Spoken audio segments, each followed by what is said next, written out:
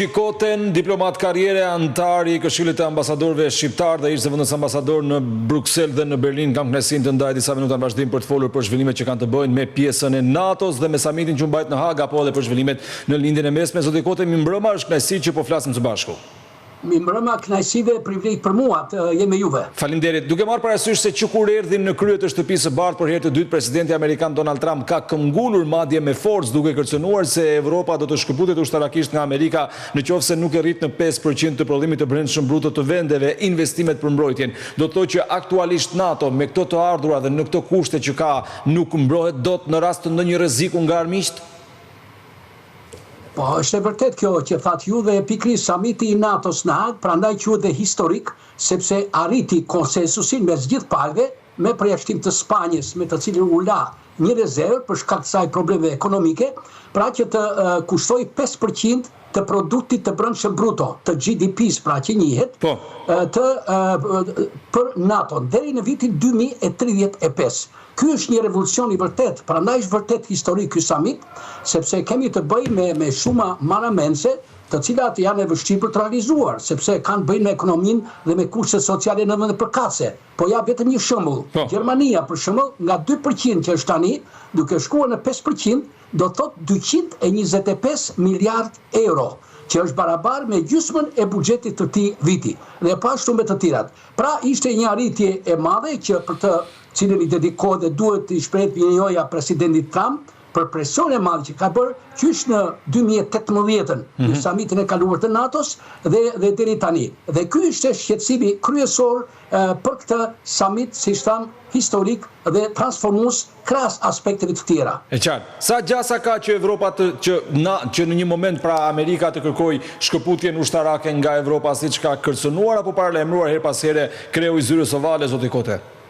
Po, këtë radhë, ky samit pat anën tjetër pozitive, siç e pat presidenti Trump ishte një humor shumë të mirë, ishte shumë pozitiv, vlerësoi dhe u shpreh që kanë takuar bile lider të mrekullueshëm, ishte një arritje monumentale ky 5% që i tha, dhe për këtë aktuar me që se për respekteve të tuaj dhe të dëgjuesve, disa të dhëna interesante, vetë Mark Rutte, sekretari i përgjithshëm i NATO-s, mori masa që në të samit të mos kishte asnjë incident, që të mos krijojë asnjë lloj besdie apo mërzitje për presidentin Trump, që ai të ikte para kohe siç ndodhi samitin e G7-s në Kanada 10 ditë para. Çfarë u bë konkretisht? Nga 3 ditë që ishte samiti, u bë në 24 orë.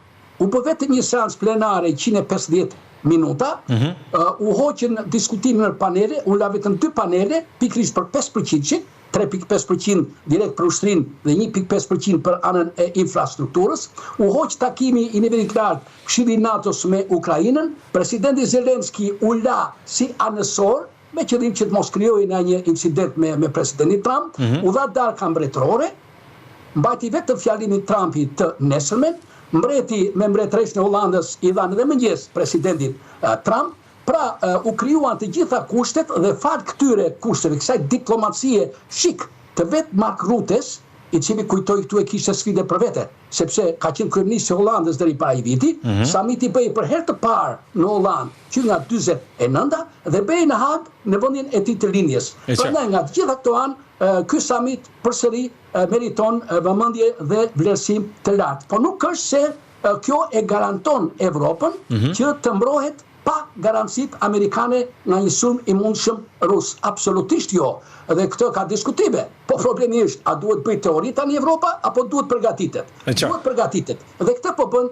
Evropa, siç edhe ju i keni transmetuar në shumë emisionet tuaja me nivel të lartë cilësor. Zoti Kote, dua të ndalem pak tek fakti se ndoshta bëri shumë përshtypje edhe shumë ekspertëve të sigurisë, fakti se armiku kryesor i të gjithë atij samiti, po themi u pa Rusia dhe madje u diskutua, u tha her pas here ndikimin në rritje i Rusisë në raport me Evropën, pra duke marrë ka sigurisht nga ajo që ka ndodhur në Ukrainë. Kjo është një retorik që vendet e perëndimit e thonë gjithmonë në raport me Rusinë, apo në vetvete Rusia paraqet rrezik për Evropën? Jo, është e vërtet kjo që thatë ju është e fundit dhe kjo tani nuk diskutohet. Kjo është konfirmuar. Ajo që diskutohet është nëse një sulm i arshëm rus atë do të ndodhi për 2 vjet apo për 3 vjet, apo në 2029-ën.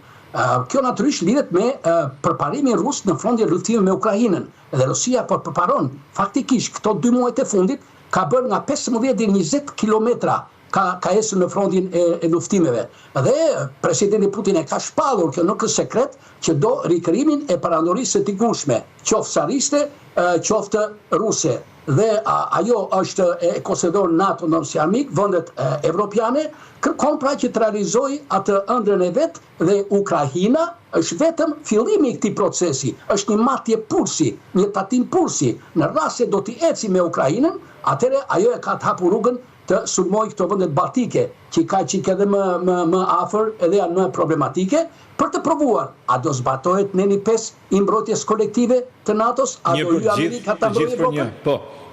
Po, zoti Kote, deri tani se ju thoni në qoftë se do të ecë me Ukrainën, pastaj mund t'i hapet oreksi edhe për shtetet e tjera. Duke bërë një analizë dhe një vlerësim situatës që nga 24 shkurti i vitit 2022, i jepni do të përgjigje kësaj pyetje, i ka ecur apo jo Rusisë me Ukrainën? është një pyetje e mëndshur, po një pyetje e përgjithshme që është vështirë t'i përgjigjesh në pak minuta sa kemi neve, varet se e shtron pyetjen, i ka ecur si ka ecur, edhe i ka ecur, edhe si ka ecur nga ana morale, nga ana politike, nga ana ushtarake, por një komandant i përgjithshëm i trupave toksore gjermane, dje në intervistë te ZDF-ja, ai tha që Rusia është gabim të mendosh që Rusia është dobësuar. Jo, Rusia është bërë më e rrezikshme. Ndoshta edhe nuk është forcuar, po është bërë më e rrezikshme. Kjo duke parë edhe qëndrimet e presidentit Trump të Shtetit Bashkuar të Amerikës, ju e dini, janë të shumë të zbutura ndaj Rusisë. Pra, ka përparuar këto kohë e fundit, jo në gjithë madhe deri tani vonë, nga janari e tutje, duke përfituar nga qëndrimet e presidentit Trump, edhe ndaj Ukrainës, ndje lezoja ka përparuar 15-20 km në ditë, që nuk është një madhe përsëri, por gjithsesi po ecën dhe tani ajo ka filluar ofensivën e saj të përgjithshme, pranverore. Ndërkohë duke parë gjendjen e Ukrainës, mungesën e mbështetjes, ju e pat, edhe BE-ja në samitin e dieshëm, nuk ra dakord për shkak të bllokimit nga Slovakia, nuk miratoi paketën e 18 sanksioneve kundër Rusisë. Ndërkohë Amerika po thotë se i ka ndërprerë ndihmat për Ukrainën, janë ato të presidentit Biden. Kështu që do thoja që Rusia ka ecur mirë, ama me një kosto shumë të lartë, njerëzore. Por mos harroni gjë, Rusia përgatit, thoshte dje generali, 200.000 trupa në vit, dhe për pak vjet do ketë 1.5 milion trupa. Ky është problemi i madh me Evropën. Ka para Evropa, do bëjë dhe industrinë rose, do e vërë në punë, por nuk ka njerëz, nuk ka kazerma, nuk ka bunker Gjermania. Vetëm 500.000 veta mund strehohen në rast se Rusia do sulmonte nesër. Pra, situata shumë e vështirë për Evropën, por ajo tani është mobilizuar. Le të shpresojmë që edhe me politikat e presidentit Trump, me atë pozitivitet që tregoi, do të shtyhet, si më thënë, NATO tregoi një kohezion në samitin e saj, se ndryshe mund të ishte përçarë dhe kishte marrë fund, kështu që le të shpresojmë që ky raport në favor të Rusisë praktikisht, le ta themi tani, pastaj në momentet veçanta është në disavantazh, sigurisht. Ukraina ka bërë luftë heroike tëra, por vetëm ajo kuptoni edhe ka dhe Kinë Rusia, ka dhe Korenë e Veriut, ka pas dhe Irani deri tani. E qartë. Zoti Kote, duat ndalem pak edhe tek mënyra se si janë duke ndryshuar balancat edhe brenda vetë Bashkimit Evropian ose brenda kësaj që ne po e quajmë Evropa, aty ku edhe ne duam të shkojmë. Kemi parë një Gjermani e cila vjen më e fortë pas ardhjes në pushtet të kancelarit gjerman Friedrich Merz, i cili nga ana e tij ka patur një pritje të presidentit të Ukrainës Volodymyr Zelensky, nënshkruan marrëveshjen për përdorimin e armëve me rrezet gjatë dhe madje tha që Ukraina duhet të bëhet gati që jo vetëm të mbrojë veten, por edhe të sulmojë para dhe jashtë kufinjve të saj. Sa të forta janë këto vende, qoftë Gjermania, qoftë Franca, të cilat me njëra tjetrën duket se kanë gjithmonë një dualizëm ose si një dy kokësh për drejtimin e Bashkimit Evropian. Po, megjithëse ky dualizëm tani me ardhin e Friedrich Merz si kancelar ju e pat, është, domethënë, është shmangur, ka një forcim të madhe midis tyre, ndryshe nga Scholzi më parë me presidentin Macron. Shiko, këto ishin mesazhe më tepër morale, politike, por dhe më rëndësi ushtarake, në kushtet ku Friedrich Merz sapo erdhi si kancelar, në kushtet e qëndrimeve të dyshueshme amerikane që thanë, pra Ukraina, presidenti Zelensky, kishte nevojë për një mbështetje, për një solidaritet me fjalë, me politik, me ekonomi, po edhe me armatime. Dhe këtë ka bërë Friedrich Merz, i cili për këtë është përgëzuar, pra një qëndrim të fortë, një qëndrim të prerë. Po gjithsesi kjo deri tani të paktën është e pamjaftueshme në rast se në lojë nuk do të jetë Amerika. Ju keni bërë shumë emisione aty dhe biseda me ekspertë të talentuar, unë i kam ndjekur dhe përgjimet më të mira vërtet.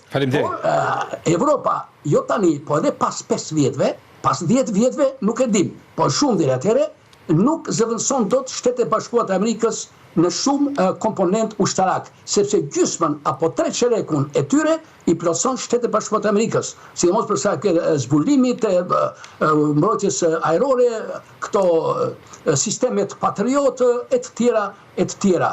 Prandaj dhe Evropa po bën çmos me diplomacinë e saj shik, se më tepër se nuk ka çfarë të bëjë ndaj presidentit Trump, për ta mbajtur sa më mirë, për ta mbajtur në bord, në lojë Shtetet e Bashkuara Trumpin, për ta shtyrë sa më shumë me atë politikën tërhiq e mos e kaput, në mënyrë që Ukraina të mos dorëzohet, po të vazhdojë luftën me shpresë të një paqeje të vërtetë dhe të qëndrueshme, e cila duket gjithsesi mjaft e vështirë pa kompromise të rastit deri në ndarjen e territorit saj sipas modelit të Koreas Jugut, që do të ishte varianti më i mirë, siç thon disa ekspertë. Po deri atëherë ka kohë. Tani le të shikojmë dinamikën në terren se si do të zhvillohet. Dhe shikojmë pak edhe dinamikën në lindjen e mesme së bashku në këtë bisedë, zoti Kote, sepse pati 12 ditë luftë, Izraeli sulmoi Iranin, u cilësua si një sulm i paprovokuar në arenën ndërkombëtare, teksa nga ana tjetër ka një armë pushim që disa e shohin si një ndikim të presidentit amerikan Donald Trump, disa të tjerë e shohin si një armë pushim të detyruar për shkak se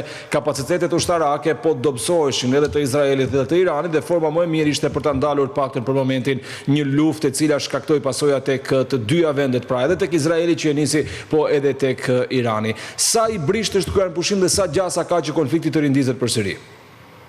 Po, është shumë i brisht edhe gjasat janë aty të gjitha, ne e dimë historinë e lindjes së mesme, unë vetë kam qenë 78-ën në Liban, në Sirina, në atë zonë, edhe që atëherë kam para të frymën e madhe të palestinezëve, sidomos të pamposhtur, që kur të mos ikin dorë nga lufta e tyre.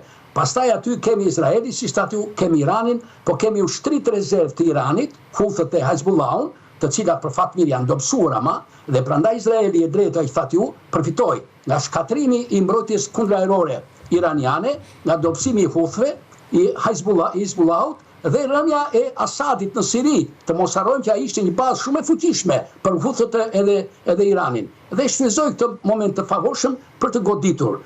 Por duke ditur kompleksitetin e problemeve politike, historike, ekonomike, tradicionale, kemi Gazën, kemi Palestinën që pret një zgjidhje me dy shtete, apo si do bëhet, kemi pastaj vendet arabe, kemi Turqinë që është aleate e Iranit dhe si thur kundër Izraelit. Është një mishmash e vërtet, dhe aty gjërat nuk mund të zgjidhen me sot e me nesër, si nuk janë zgjidhur deri tani.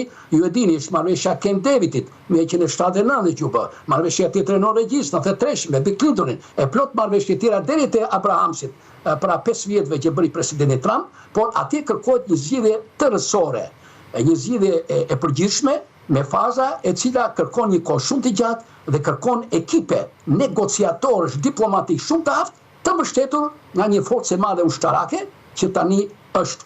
Tani pse nuk vazhdoi lufta? Shiko, ka shumë diskutime që a ishte kjo ndërhyrje amerikane një shkelje e të drejtës ndërkombëtare? Shumica thonë që po.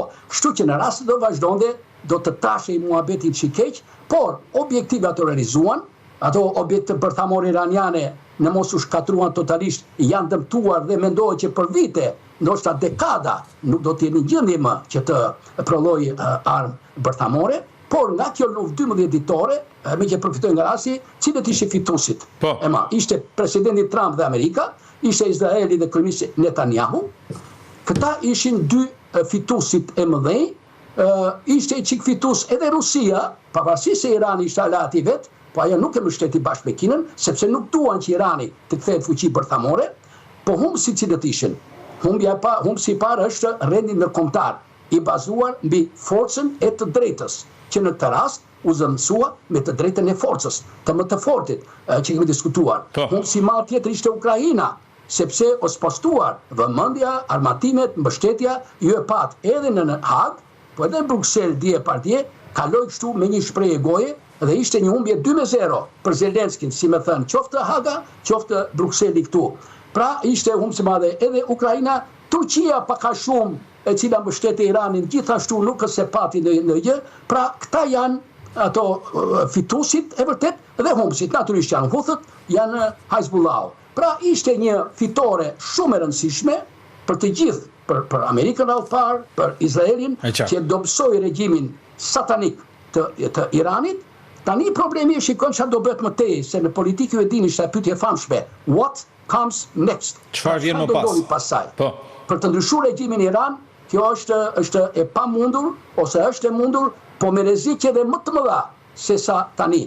Sepse e keqja më e madhe thonë, është e keqja që nuk njihet. Dhe nuk dihet se kush mund të vinë pushtet Iran pasi të bjerë Khamenei. Zoti Kote, duhet ndalem tek një lloj teorie konspirative, po që përforcohet fakti dhe disa ekspertë sigurie të fushës të zhvillimeve ushtarake, pra edhe të pjesës ndërkombëtare, që thonë se në fakt duke marrë parasysh se nga sulmet e izraelite pati pasoja të rënda, po më pak nga ato amerikane në bazat ku prodhohet uranium, që është materiali për prodhimin e bombës bërthamore në Iran, thuhet sikur ose ka dyshime se Amerika mund ta ketë njoftuar paraprakisht Iranin përpara se të sulmonte. Diplomatikisht mund të ketë ndodhur diçka e tillë?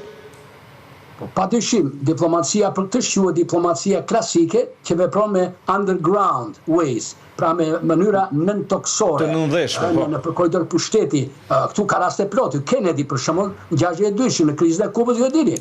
Aty u mendua që shpërtheu lufta bërthamore atomike me presione të mëdha nga dy anët, nga Khrushchevi dhe nga Kennedy, por ndërkohë vazhdoni takimet underground, takimet sekrete, takimet e fshehta, pra bërtitej këtej dhe andej vepronte diplomacia dhe arritën zgjidhjen e krizës. Kjo është patjetër e mundur dhe është e nevojshme dhe shumë mirë që bëhet, sepse në çdo luftim, pra pas çdo luftimi, duhet të hyjë diplomacia. Pa diplomaci nuk mund të ketë një zgjidhje të qëndrueshme, nuk mund të ketë paqe. Por sot presidenti Trump me Amerikën, për fat të mirë në këtë rast, e mbështetën diplomacinë, që mos ishte iluzive si diplomacia BE-s, me forcën e madhe ushtarake. Sepse si thot Joschka Fischer, ish ministri legjendar i jashtëm gjerman, diplomacia sado që tjetë, por nuk pati një mbështetje ushtarake të fuqishme, nuk ka rezultat. Prandaj siç e thatë ju dhe Friedrich Merz dhe Franca, po marrin masa që Gjermania të kthehet në fuqinë më të madhe ushtarake, që kur të flasin Merzi dhe Gjermania, të dridhen tiranët, autokratët, diktatorët, si që drodhen edhe këtë radhë me sulmet amerikane. Dakord, por referuar historisë, armatimi i Gjermanisë, jo të gjithë i ka bërë të lumtur, zoti Kote. Është e vërtet, po këto janë akoma inerciat kaluarës. Tani unë e njoh shumë mirë këtë, sepse vetëm e kam ndjekur 50 vite fundit, po kam qenë edhe në ambasadë atje, për 6 vite vazhdoj kontaktet edhe tani me plotmi gjerman, të mos harron që Gjermania e kaloi fazën e pacifizmit të famshëm. Pra deri tani vonë, deri 99-ën, Gjermania ishte pacifiste bindur. Në 99-ën ishte Joschka Fischeri, se më dolët direkt në shtet, që megjithse ishte i gjelbër, ai doli kundër dhe tha për paqen ne duhet të dhe miratuan ndërhyrjen në Kosovë. Ndërhyrja, agresioni rus kundër Ukrainës e hodhi në erë çdo lloj mbetërine të pacifizmit. Tani bëhet fjalë për riarmatim të gjithë Evropës, jo për agresione, jo për sulmumet e tjera siç bëri Hitleri në 22 qershor 41-shit, po për të mbrojtur këtë radhë nga agresioni rus dhe nga armiqtë e tjera. Bashkimi Evropian, nga një bashkim ekonomik, politik, tregtar, duhet patjetër të kthehet në një bashkim mbrojtës, jo thjesht ushtarak, po mbrojtës, si Gjermania, në mënyrë që të mbrojë vlerat, parimet dhe interesat e veta, në mënyrë që të ketë paqe në botë. Po kjo është normale në demokraci, ka forca të majta, ekstremiste të djatha, por shumica e popullsisë, unë edhe sot e ndjek shtypin gjerman, janë, domethënë shumica, 80%, 90% në favor të politikës gjermane dhe të riarmitimit gjerman dhe atij evropian. Faleminderit shumë për këto minuta, zoti Kote, punë të mbarë në vazhdim. Përgëzime juve për moderimin brillant. Faleminderit.